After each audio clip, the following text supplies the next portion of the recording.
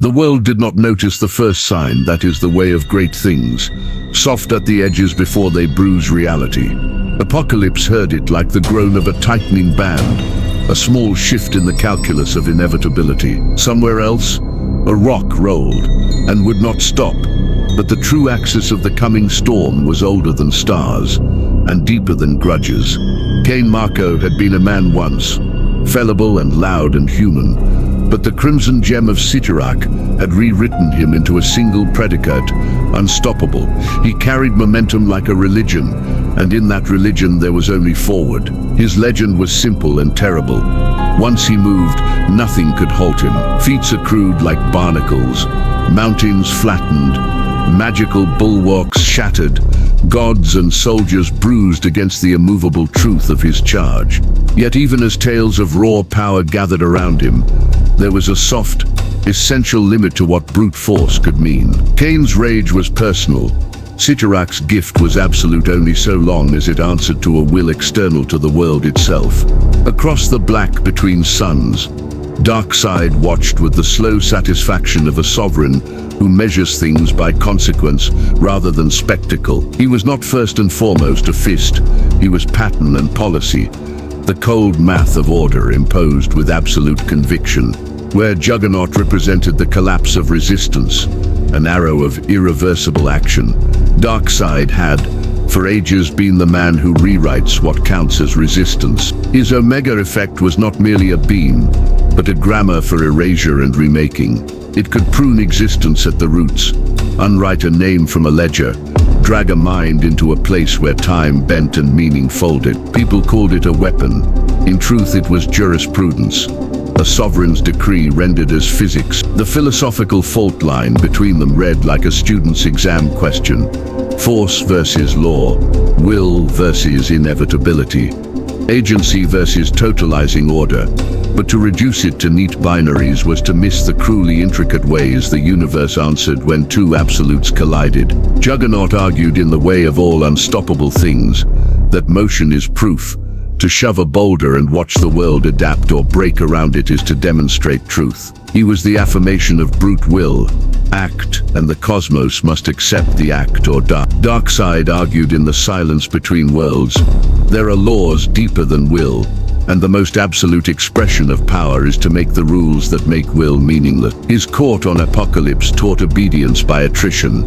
His philosophy held that freedom is a luxury that the cosmos cannot afford. The two philosophies faced one another, not as concepts but as bodies heading for collision. The Exemplar of Destruction with Cyttorak's mystic inertia and the Lord of Apokolips with an arsenal that could turn meaning inside out. Both knew, each in his own language, that victory would not be decided by who could scream louder or strike harder. Juggernaut's advantage lay in the purity of singular motion. He carried an antique, almost primitive moral argument. If you can push and cannot be stopped, then stopping is not a thing the world contains. Darkseid's advantage was procedural and abstract.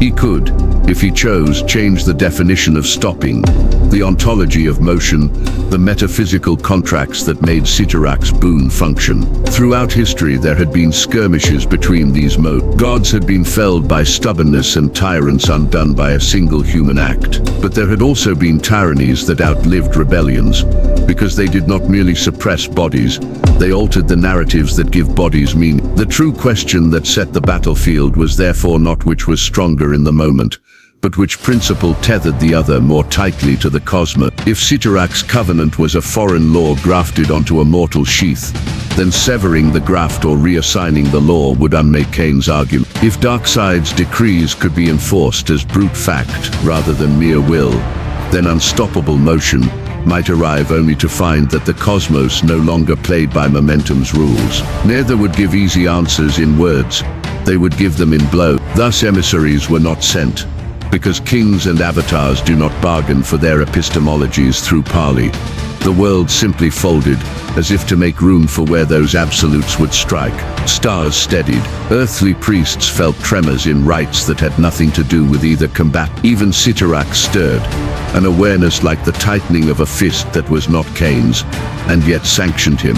Darkseid, for all his disdain for mortal passion, took small pleasure in the test. To face an unstoppable force was to inspect the seams of his own sovereignty. He calculated outcomes as a general calculates campaigns, but as a god he knew calculus could be recast as myth. The stage was set because both wanted an answer that the universe, rightly or wrong, would have to carry forward. Would the irreducible thrust of will cleave a path that even cosmic jurisprudence could not correct? Or would the jurisprudence of inevitability redefine will until the motion that had once been proof became mere footnote? That is the argument that would be settled when their bodies met, and the only audience that mattered was the universe itself.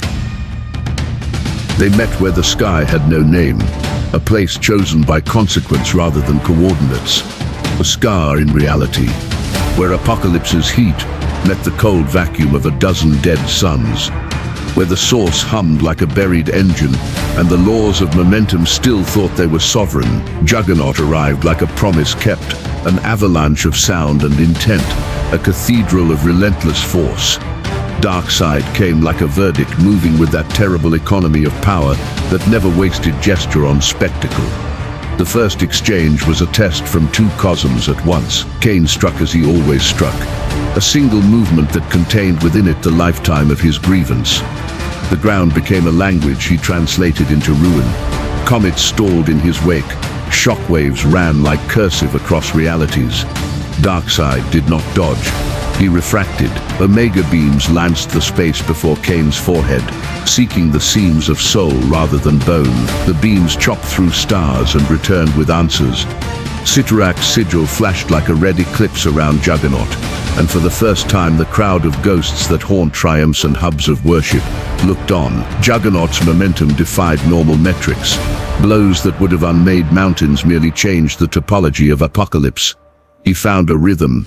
Charge, collide, roll onward, the world splitting and knitting behind him. Darkseid responded not only with the Omega's cruel arithmetic, irreverent in act, but with patient restructuring. He redirected rivers of antimatter, tore open wells of apocalyptic iron, and fed them back into the fabric of space-time, so that the very arena resisted movement in ways that had nothing to do with mass. Juggernaut crashed against a newly born law, and for a heartbeat, the universe held its breath. Cain's mind flickered with the simplest, oldest thought: keep moving. He struck Darkseid's chest like a battering ram, and thought the chest would break because he had never known a chest that would not. Darkseid's armor did not break. Instead, the Omega arced, and for an instant, the beam touched a place in Cain that was not flesh, the bargain itself. Cyttorak's gift flared and recoiled as if the ground beneath it had become a slippery thing. Juggernaut's mystic shield, usually so absolute, shimmered under pressure that was not brute force, but ontological reproof. For every blow Cain delivered, Darkseid answered with an action that reframed the blow's meaning. A strike that erased the memory of the strike. A beam that pushed Cain into a time stream where motion lost direction. A sanction that rewired the rules that told Cyttorak to answer Cain.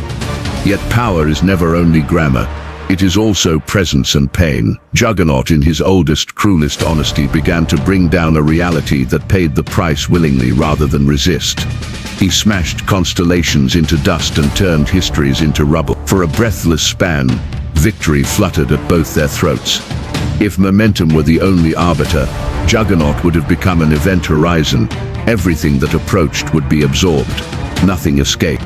He slammed into Darkseid, and for a moment, the Lord of Apokolips tasted the raw, exquisite sensation of being outmuscled. He smiled not at the threat, but at the question it posed.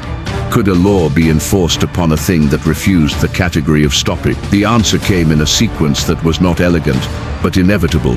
Darkseid did not merely blast. He legislated. He concentrated the Omega, not to annihilate muscles, but to interrogate sovereignty. He opened a seam at the root of Cain's exaltation, not by brute destroying the gem, but by rendering the gift impotent within a localized jurisdiction of reality. Where Cyttorak's will touched Cain, it met Apokolips's, and for the first time the Exemplar felt the sensation of resistance that meant more than bruises. It meant erasure. He saw, in the blink of an unmade heartbeat, The possibility that all his momentum could be redirected into meaninglessness. Rage, which had once been a simple fuel, became a question. Cain pushed hard. He became a force of nature, and in nature's way he interacted with consequence. He made space and time answer to him, and Darkseid suffered the abrasion. The Lord of Apokolips answered by invoking the final applications of the Omega Beam, not as weapon but as law's instrument. He carved away the premise that made Cain unstoppable. It unfolded like a judicial opinion that unstitched the statute which had once protected Juggernaut. Where Cyttorak's will met the source's jurisdiction, Darkseid's decree took precedence. The universe in that locus no longer recognized the old covenant as binding. Causing motion to fail is one thing. Causing a boon to be null in principle is another. Juggernaut felt his impetus graze an edge it had never encountered. For a fraction of an instant he slowed, not because his body had yielded, but because the cosmos balked at the definition that had animated him. That hesitation was enough for Darkseid. He pressed the Omega and slid Cain into a pocket where names unmade themselves and bargains were unreadable. It was not annihilation in the crude sense. It was correction. Juggernaut still existed, still roared, but the engine that translated his will into unstoppable motion had been legislatively excited. He found himself moving and meeting a world that had been rewritten to accept his movement as part of its background noise, rather than the ultimate fact. He hit Darkseid and hurt him. He hit Darkseid and found the strikes annotated by an authority even older than Cyttorak's voice. The final scene was anticlimactic because it was inevitable. Cain threw the last throw, and the world altered around the throw until the throw had nowhere to land. In the end, Beast met Law, and Law did what Law has always done to Beast in myth redefined. Darkseid stood amid the ruin of what had once been Juggernaut's triumph, and set his boots upon a quieted plain. His victory was not a scream but a decree. He had not crushed Cain's body into dust, so much as reassigned the contract that had assured Cain's inviolability. Juggernaut, who had moved the world in 100 ways, now found that movement could be catalogued, limited, and in the ways that mattered, stopped. As Cain's roar dwindled into a long, furious echo that would become legend, Darkseid looked at the horizon of altered consequence and felt the cold approval of a plan realized. He had not merely beaten force, he had shown that force, when measured against an architecture of absolute decree, was a temporary condition rather than a metaphysical right. The universe adjusted, as it always does, to the victor's law. Cyttorak's grant remained a thing in some other ledger, but in the sphere Darkseid had claimed, its articles were subordinate. Cain Marco's last clear thought before he was withdrawn to legered limbo and to stories told in taverns where gods do not listen, was as blunt and human as ever. He had been stopped. Darkseid's final thought was less a thought than a calibration, a satisfaction that the cosmos had again been carved into forms that honored his will. The verdict was not cruelty for cruelty's sake, but principle made inevitable. When a sovereign whose instrument is the law chooses to legislate reality, even the purest momentum must bow.